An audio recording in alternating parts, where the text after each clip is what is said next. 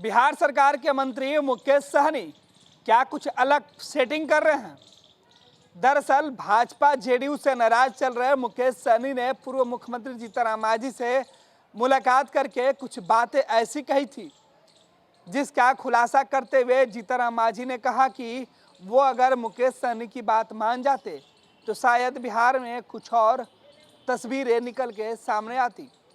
NDA के सहयोगी पूर्व मुख्यमंत्री जीतनराम मांझी शनिवार को हाजीपुर में थे।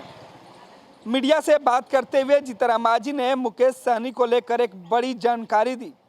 जीतनराम मांझी ने कहा कि मुकेश सहनी मेरे पास मिलने के लिए आए थे। मुकेश सहनी कह रहे थे कि उन्हें जानबूझकर 16 महीने का एमएलसी बनाया गया है। चुनाव से पहले 6 साल वाले एमएलसी का वादा किया गया था और सिर्फ 16 महीने के कार्यकाल वाली सीट दी गई। ये जानबूझकर किया गया है ताकि मुकेश सहनी बीजेपी के खिलाफ कुछ बोल नहीं पाए और ना ही कुछ कर सके। जीतनराम मांझी ने कहा कि मुकेश सहनी ने उनसे यह भी कहा कि 12 एमएलसी के मनोनयन में उन्हें कम से कम एक सीट जरूर मिलनी चाहिए थी। साथ ही साथ उन्हें एक मंत्री का पद और मिलना चाहिए था। मुकेश सहनी यह भी कह रहे थे कि जीतनराम मांझी की पार्टी हमको भी एमएलसी की एक सीट मिलनी चाहिए थी। अब सवाल ये उठ रहा है कि क्या मुकेश सहनी कोई और खिचड़ी पकाने में लगे हैं? दरअसल पिछले दिनों उन्होंने मल्लाह जाति को अनुसूचित जाति का दर्जा नहीं देने के मसले पर नरेंद्र मोदी सरकार पर जमकर हमला बोला था। यहाँ तक कि अपने विधायकों के साथ मुकेश सहनी बिहार के राज्यपाल से भी मुलाकात की थी। मुकेश सहनी के बयान के बाद मैसेज ये गया कि बीजेपी की सरकार यह नहीं चाहती कि मल्लाहों को उनका हक दिया जाए। इसके पहले मुकेश सहनी के भाई के मंत्री की जगह सरकारी कार्यक्रम में जाने की खबर आई थी। इस मामले में भी मुकेश सहनी की सरकार में शामिल पार्टियों के साथ जम के तकरार हुई थी। जेडीयू के मंत्री संजय झा और अशोक चौधरी के साथ इस मसले पर मुकेश सहनी की तीखी बहस की चर्चा सियासी गलियारों में आम है।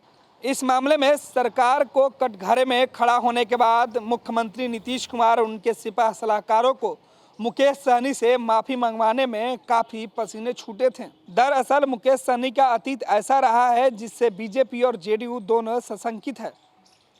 2015 से मुकेश सहनी बिहार की पॉलिटिक्स में हाथ आजमाते आ रहे हैं। इस दौरान वे कब किस खेमे में चले जाएंगे इसका अंदाज़ा शायद ही किसी को होगा।